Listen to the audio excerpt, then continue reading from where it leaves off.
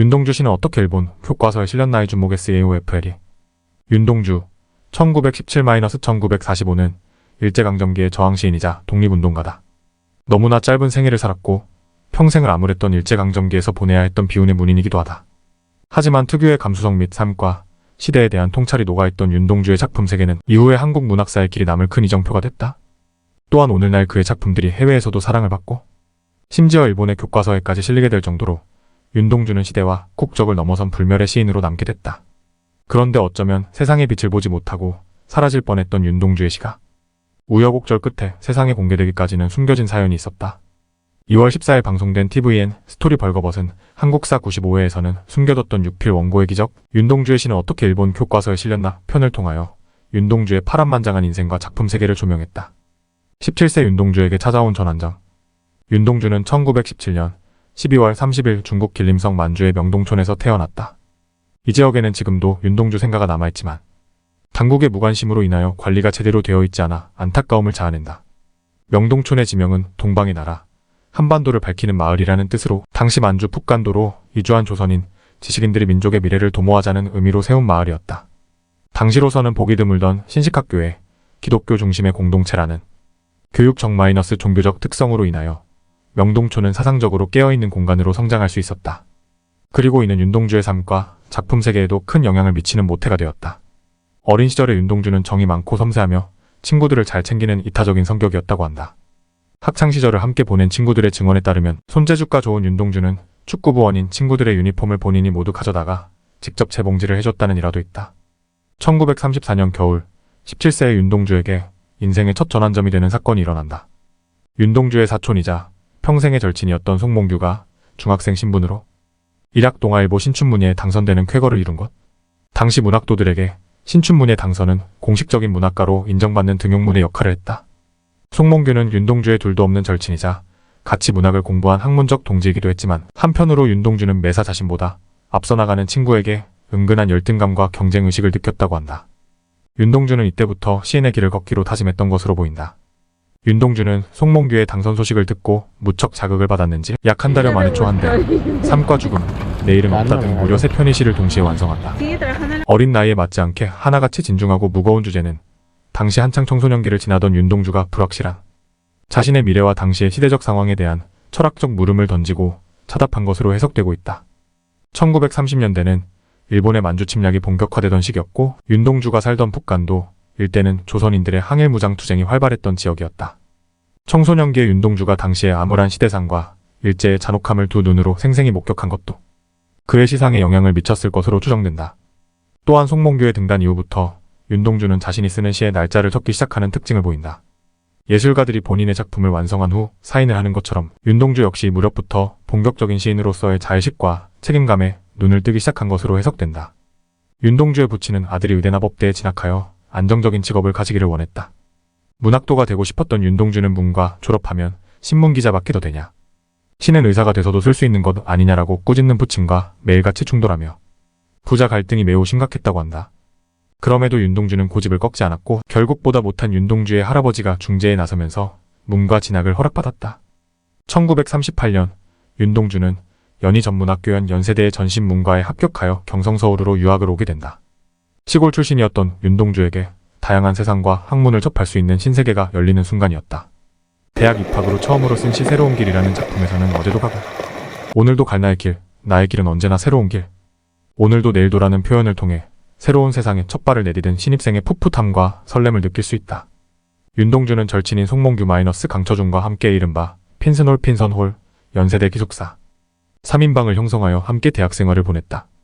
비록 엄혹했던 시대였지만 윤동주가 친구들의 인생에 가장 행복했던 청춘의 화양연화 같은 시기였을 것이다. 이 시기에 윤동주는 학업에 충실하면서도 시쓰기도 소홀히 하지 않았다. 윤동주는 새로운 길 등 8편의 시와 5편의 동시 산문, 달을 쏟아 등을 집필하며 활발하게 작품 활동도 이어갔다. 학교 후배이자 절친한 문학적 동료였던 정병욱은 이 시기에 윤동주를 회고하며 빼어난 미남이자 남을 헐뜯는 말을 절대 하지 않는 사람이라고 극찬하기도 했다. 또한 강처중은 윤동주는 별로 말주변도 사귐성도 없었지만 그의 방은 언제나 친구들로 가득 차 있었다며 사람을 끄는 윤동주의 매력을 설명했다. 그런데 윤동주가 3학년이 된 1940년 그가 문학도로서의 꿈에 처음으로 회의를 느끼게 되는 순간이 찾아온다. 일제의 탄압이 극심해지면서 한국어 강의가 모두 폐지된 것. 당시 일제는 내선 일체와 황국신민화를 추구하며 조선어를 완전히 말살하려는 정책을 추진했다. 선교사가 세운 연희전 문학교에서조차 더 이상 우리말을 쓸 수 없게 된 것이다. 윤동주 같은 문학도에게 언어를 빼앗긴다는 것은 곧 시상을 표현할 수단이 사라지는 것과 같았다. 이 당시 윤동주의 심경을 표현한 작품이 바로 그의 대표작으로 꼽히는 서시다. 죽는 날까지 하늘을 우러러 한 점 부끄럼이 없기를 잎새에 이는 바람에도 나는 괴로워했다. 별을 노래하는 마음으로 모든 죽어가는 것을 사랑해야지. 그리고 나한테 주어진 길을 걸어가야겠다. 오늘 밤에도 별이 바람에 스치운다는 내용을 통하여 순수한 이상이 외부의 시련에 위협받는 현실을 은유적으로 표현하고 있다. 여기서 윤동주는 우리말이 억압받는 참혹한 현실에 대한 분노를 펜으로 꾹꾹 눌러 담으면서도 고통조차 아름답게 노래하는 순수함에서 오히려 더욱 깊은 울림이 전해진다. 윤동주는 아예 우리말로 써내려간 시집을 만들기로 결심한다. 이렇게 탄생한 작품이 바로 윤동주의 대표작인 하늘과 바람과 별과 시의 원본이다. 정병욱의 회고록인 잊지 못할 윤동주의 일들에 따르면 본래 윤동주가 생각한 가제는 병원이었다고 한다. 그 이유는 현재 세상에는 환자들이 넘쳐나고 병원은 환자를 고치는 곳이기에 시를 통해서나마 사람들을 치유하고 싶다는 의미를 담은 것이라고. 윤동주는 자신처럼 아파하던 조선인들에게 위로를 전하며 한편으로는 독립에 대한 염원을 시로써 표현하려고 했던 것이다. 미디어 매체가 발달하지 못했던 당시에는 글을 쓰는 문인들의 영향력이 상당했다. 일제가 조선어 책을 불온서적으로 간주하던 상황에서 조선어 시집 발간은 위험을 감수해야 하는 도전이었다. 윤동주가 존경하던 스승인 이항하 교수도 제자가 입을 피해를 걱정하여 강하게 만류했다. 결국 시집 발간이 좌절되자 윤동주는 크게 낙담했다고 한다. 윤동주는 미리 제본해둔 3권의 시집 중 한 편은 자신이 소장하고 나머지 2편은 이항하 교수와 후배 정병욱에게 각각 1권씩 선물했는데 이는 훗날 오랜 시간이 흘러 중요한 유산으로 남게 된다. 석연치 않은 죽음. 한편 1941년 연희전문학교를 졸업한 윤동주는 일본 유학을 결정한다. 조선에서는 더 이상 문학을 공부할 공간도 방법도 남아있지 않았던 윤동주에게는 다른 선택지가 없었다. 하지만 당시에는 일본으로 가기 위해서는 창씨개명 일본식 이름으로의 개명을 해야만 했다. 고뇌하던 윤동주는 일본 출국 직전에야 창씨개명서를 제출했다. 또한 윤동주는 창씨개명을 하기 며칠 전에 지은 참회록을 통하여 나라를 잃은 백성으로서의 비통함과 반성을 드러냈다.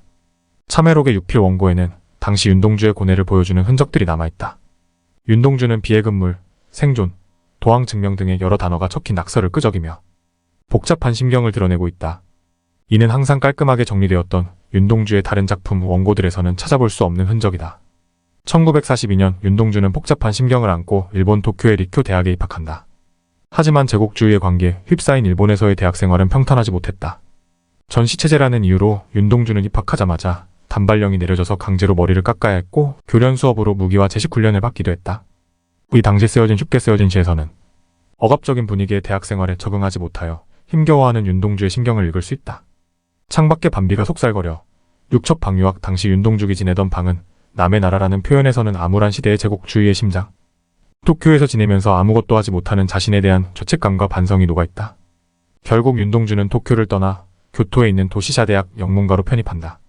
교토는 도쿄보다는 사상적으로 자유로운 분위기였고 절친인 송몽규도 교토제국대학에 재학 중이라서 윤동주는 다소 마음의 위안을 되찾을 수 있었다.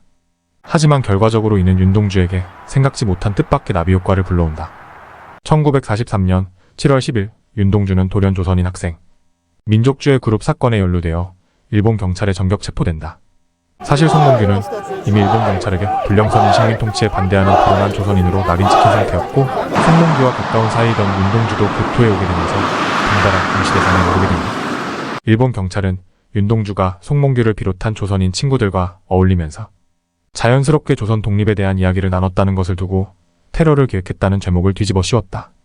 사실 원래라면 가벼운 훈계나 학교 징계로 넘어갈 수도 있었던 사안이었지만 당시 전시체제였던 일본 사회에서 강화된 신치안 유지법으로 처벌 대상이 된 윤동주는 조선어로 시를 쓴 죄, 조선 문화의 향상에 힘썼다는 죄목으로 끝내 2년형을 선고받기에 이른다. 남의 나라까지 와서 육첩방보다 작은 감방에 억울하게 갇히게 된 윤동주의 심경은 어떠했을까? 약 1년 7개월 동안 수감 생활에서 건강이 악화된 윤동주는 1945년 2월 16일 향년 27세의 나이로 후쿠오카 형무소에서 안타깝게 요절하였다. 꿈에 그리던 한반도의 광복을 불과 반년 앞둔 시점이었다. 일본 측이 밝힌 윤동주의 사망 원인은 뇌혈혈이었다. 건강하던 20대 청년의 갑작스러운 죽음은 석연치 않은 의혹을 자아냈다. 그런데 윤동주의 시신을 수습하러 갔던 그의 당숙은 송몽규와 조선인 죄수들이 시약실에 끌려가 정체를 알 수 없는 약물을 강제로 주사하는 모습을 목격했다고 한다. 윤동주가 사망한 지 한 달 만에 송몽규도 같은 곳에서 절명한다.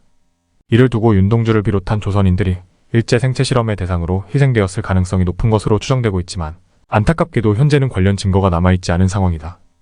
유족들은 윤동주의 시신은 돌려받았지만 그가 남긴 소지품과 글들을 돌려받지 못했다.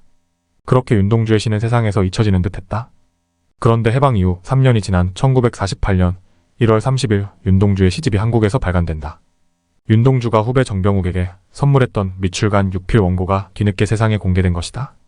정병욱은 일제강점기 말기인 1944년 학도병으로 전장에 끌려가면서 전남 광양에 있던 어머니에게 윤동주의 원고를 맡기며 잘 보관해달라고 부탁했던 것.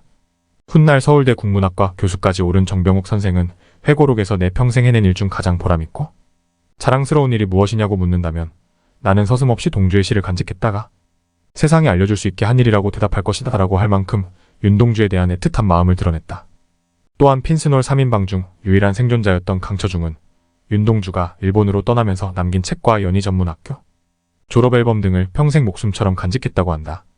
강처중이 일본 유학 시절에 윤동주로부터 편지로 받은 시 12편과 정병욱이 간직한 시집에 수록된 19편을 모아 발간한 것이 오늘날 우리에게 알려진 윤동주의 시집 하늘과 바람과 별과 시의 최종본이 됐다.